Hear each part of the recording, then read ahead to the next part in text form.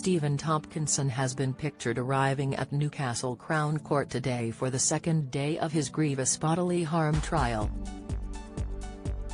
The 56-year-old DCI Banks actor is accused of inflicting grievous bodily harm of a man named Carl Poole on May 30, 2021.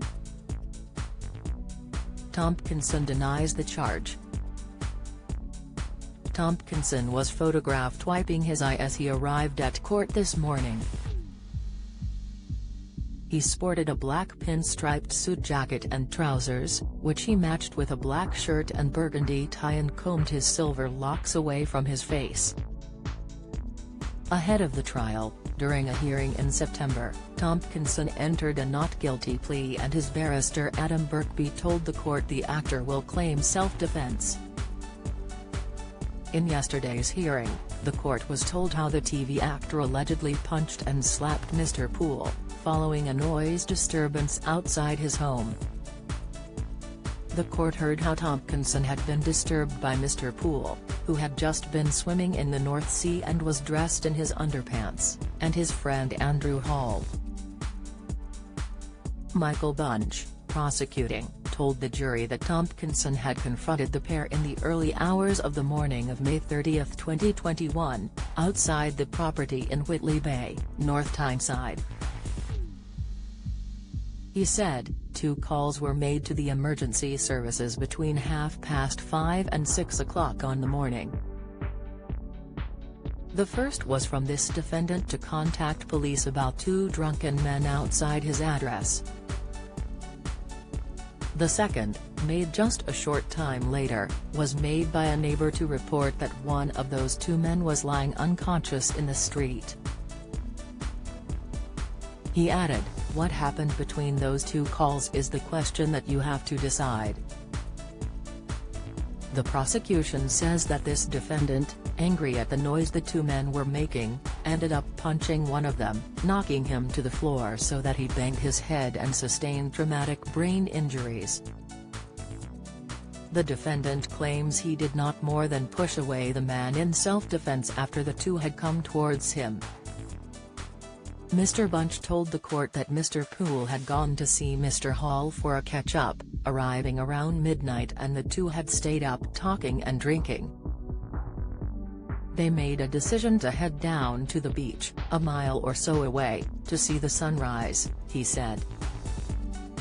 By this time, both men were drunk, and they took with them a bottle of Jägermeister.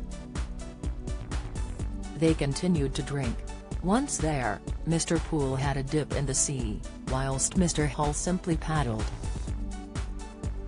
Giving evidence yesterday, Mr. Poole said he had absolutely zero memory of that night, and that details in the statement he gave to police describing the incident was from what I've been told. Nicholas Lumley KC, defending Tompkinson, told him, "I'm going to suggest you fell as a result of a simple push, and since that event you have exaggerated what happened that day." The court heard how Caroline Davidson, who was a neighbor of Tompkinson's, awoke as she heard the 2 men in the street and looked out of her upstairs window to see Mr. Poole and friend Andrew Hall on the path to the left of the defendant's home address. Mr. Poole only had on his underpants, with a towel lying on the path next to him, while Mr. Hall wore a t-shirt and shorts. She went back to bed but heard Tompkinson and saw him standing on his driveway speaking to the 2 men. Mr. Bunch said of Mrs. Davidson, she could not hear him, but Mrs. Davidson formed the view, from his hand gestures, that he was telling the 2 men to get on their way.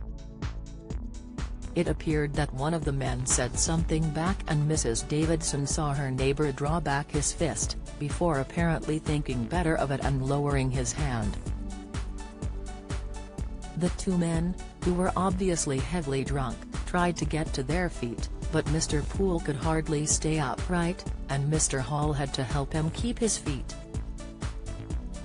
The 2 made their way a short distance before stopping, possibly because the defendant had said something further to them. By now, they were on the footpath at the end of the defendant's driveway. He remained in the middle of the drive. Mrs. Davidson watched as the defendant approached the two men, who were wobbling from side to side. The defendant first slapped Mr. Poole with his right hand before punching him to the head with his left fist. Mr. Poole stumbled and then fell backwards, striking his head on the roadway, where he lay unconscious. Concerned for what she had seen, Mrs. Davidson asked her husband to call the ambulance service. Tompkinson had also called the police, apparently after first speaking to the two men, reporting he had taken a bottle from them and that he wanted them moving on. Mr. Bunch added, after Mr. Poole had gone to the floor, the defendant used his mobile phone to record two separate clips of the two men. He did not, however, contact the ambulance service himself.